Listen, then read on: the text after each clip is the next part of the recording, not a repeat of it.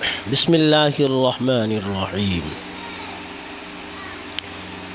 ایک عربی شخص بیٹھا ہوا تھا، اپنے مرے ہوئے کتے کے غم میں شدید رو رہا تھا، بہت زیادہ رو رہا تھا۔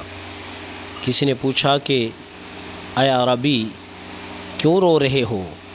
تو اس نے کتے کی وفاداری کا ذکر کیا اور چوکیداری کا ذکر کیا۔ وجہ پوچھنے پر کہ مر کیوں رہا ہے تو اس عربی نے بتایا کہ بھوک سے مر رہا ہے۔ تو اس عربی شخص کے پاس ایک تھیلا تھا۔ پوچھنے والے نے کہا اس تھیلے میں کیا ہے؟ اس نے کہا روٹیاں ہیں، سفر کے لیے رکھ لی ہیں۔ کہا اس میں سے آدھی روٹی کتے کو کیوں نہیں دے دیتے؟ تو اس عربی شخص نے کہا کیوں دے دوں، اس میں پیسہ لگتا ہے، آنسو مفت کے ہیں، بہا رہا ہوں۔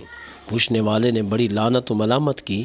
مولانا نے ان لوگوں پہ یہ چوٹ کی ہے جو زبان سے مظلوم اور بے کسوں کو تسکین دیتے ہیں اور بے حد ہمدردی کا اظہار کرتے ہیں، لیکن کسی نمونے کی مدد کرنے سے بالکل گریز کرتے ہیں۔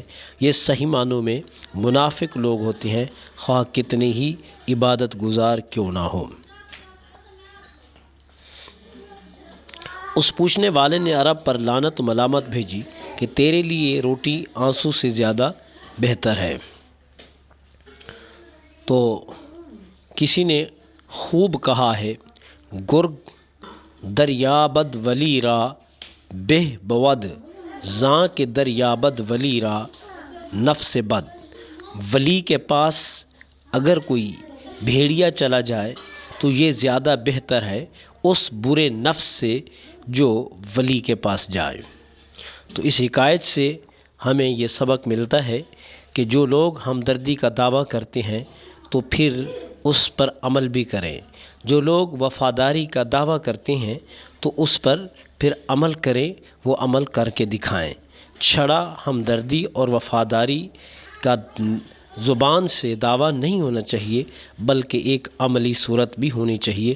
اللہ تبارک و تعالی ہمیں منافقت سے بچائے اور صحیح معنی کما حق کہو، عمل اور زبان سے جو کہیں وہ عملی صورت میں اختیار کرنے کی توفیق عطا فرمائے۔